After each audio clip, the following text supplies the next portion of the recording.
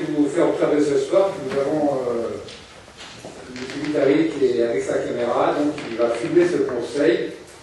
Donc, en tant qu'élu, ben, j'ai accepté sa demande. On a mis en premier rang de façon que le public soit pas filmé, parce que le public peut être réticent, si le public dit je veux pas. Donc là, il filme que les élus. Est-ce qu'il y a dans les élus, est-ce que certains s'opposent à ce... Oui, madame. On voudrait savoir quel est le but en fait. Quelle est l'utilisation du film? C'est pour personnellement, il est, d'après ce que le bruit qu'il m'a envoyé, vous savez qu'en séance publique, tout le monde peut venir écouter, filmer, photographier. Nous sommes des acteurs de la vie publique.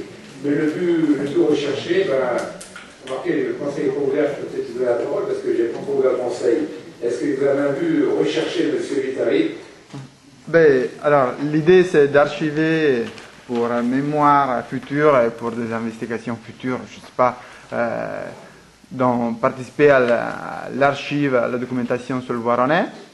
Et après, je pense que c'est intéressant pour qui ne peut pas être là, éventuellement, de pouvoir diffuser à travers différents médias, par exemple sur Internet, la séance du conseil. Ça demande quand même débat, Réglementairement, on s'est renseigné avec mon directeur de la ville. Tout le monde peut. Il n'y a que le public ou les fonctionnaires qui pourraient s'opposer. Les élus, nous sommes des acteurs de la vie publique. On ne peut pas s'opposer. Simplement, j'ai peut-être monsieur en phase d'usage. Voilà, mais demain, si la télévision est ici, on peut filmer. Nous sommes renseignés. Dans un premier temps, donc on avait, le mois passé, était présent, on avait dit de se retirer parce qu'il n'avait pas fait de demande écrite. À partir du moment où il y a une demande écrite, apparemment, on ne peut pas s'opposer à quelqu'un qui maîtrise le conseil. On a quand même un droit de regard sur l'usage qui peut en être fait, notamment quand on extrait des morceaux de films pour les utiliser à des fins qui ne seraient pas forcément celles qui viennent de nous être expliquées. Donc, en général, il y a un engagement écrit qui doit être validé par l'ensemble des groupes sur l'usage des films. Donc, on demande à ce que ça puisse être précisé. Moi, dans les fins d'archivage, pourquoi pas, je ne suis pas opposée. Sur le principe, je ne suis pas opposée. Mais c'est l'usage et les extraits qui peuvent en être pris pour à d'autres fins. Voilà, j'ai voulu la réponse d'un texte officiel. Ce droit obtenu par la jurisprudence administrative a conduit les juges à considérer comme illégal l'interdiction par le maire de procéder à un tel enregistrement. Voilà. Donc il y a des bon, après. Je ne conteste pas l'enregistrement, je conteste l'usage qui peut en être fait. Et je demande, moi, à ce qu'il y ait quelque chose d'écrit, un engagement écrit. Pardon? Non, mais je n'attaque rien du tout. Je demande qu'au préalable, on ait un écrit et que la personne s'engage sur l'usage qui peut en être fait. Par exemple, dans les lycées, dans les collèges, etc., vous avez une charte d'utilisation du droit de l'image et elle ne peut pas être utilisée à n'importe quelle fin. Voilà. Bon, écoutez, on ne va pas dialoguer là-dedans. Apparemment, il a le droit de le faire. Je donne la parole au directeur. Le séance n'est pas encore ouvert. Monsieur le directeur qui avait regardé pour observer la loi. Effectivement, on a vérifié la réglementation et la jurisprudence. En fait, ce qui se passe par rapport au droit d'usage des images qui sont enregistrées, c'est que le risque est péril de celui qui les enregistre. C'est-à-dire que si il fait un usage détourné, diffamatoire des images qu'il filme, il s'expose effectivement à toutes les poursuites auxquelles il a malheureusement le droit de s'exposer s'il fait ça. Mais on n'est pas théoriquement en mesure d'exiger un quelconque droit à la diffusion de ces images. C'est ça au fait de la réglementation. Maintenant, on peut peut-être demander à ce monsieur s'il est prêt à s'engager à nous.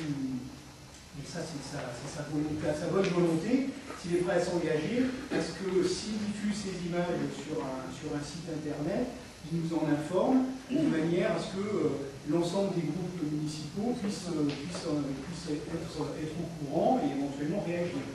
Tout à fait. Et puis le temps passant aussi, je demanderai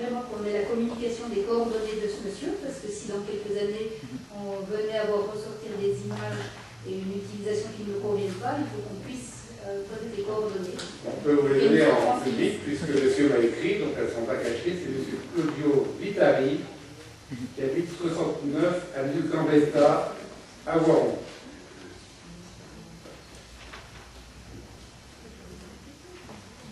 Voilà, écoutez, rappelez-vous, le mois passé, j'avais demandé à monsieur de se retirer, puisqu'il n'y avait pas eu de demande d'autorisation écrite.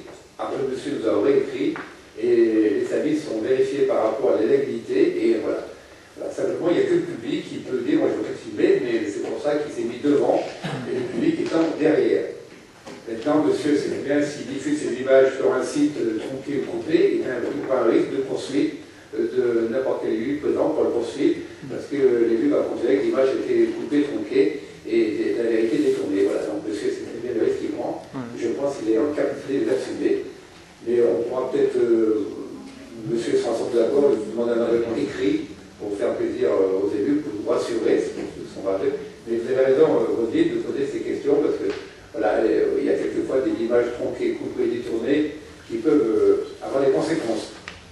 Oui, juste pour la sécurité, en ce qui me concerne, vous dites, monsieur, en des risques et tout, je trouve qu'il ne prend pas trop de risques publiquement, c'est surtout nous qui en prenons des risques, parce que parfois nous nous exprimons d'une façon très claire avec vous, c'est vrai que ça peut être dit sur la place publique, hein, mais en ce qui me concerne, ça m'obligera quand même un tout petit peu à être aussi naturel que je le suis, parce que je n'aime pas du tout être filmé, et quand je passe sur Internet, on vient encore nous passer. Je n'ai rien compris, monsieur, je ne connais pas, sûrement quelqu'un de très très bien, mais vous savez, Internet, c'est apprécié à la façon de chacun, voyez-vous. Vous, ce que vous avez trouvé bien avoir vu là, ils vont dire, regardez, vous faites ça. Et c'est ça. C'est pour ça que je viens le dire ici publiquement. Moi, personnellement, je n'apprécie pas. Hein. Mais bon, vous le faites, c'est votre droit. Donc ça, je peux respecter le droit des gens. Et c'est vrai que ça dépend de toutes les personnes qui vont regarder ce que vous allez passer. Vous voyez? Voilà. Ne m'en voulez pas. Dans tous les cas, Aline, la presse est présente à tous les conseils, elle retransmet ce qu'elle souhaite à leur façon, et là...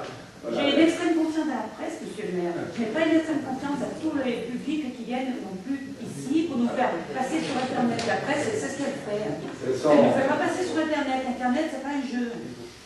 Voilà, écoutez, la séance, voilà. Donc la séance est ouverte, maintenant j'ouvre la séance et de ce conseil. Pour démarrer réellement ce conseil, on a noté vos observations et on va voir comment on peut éventuellement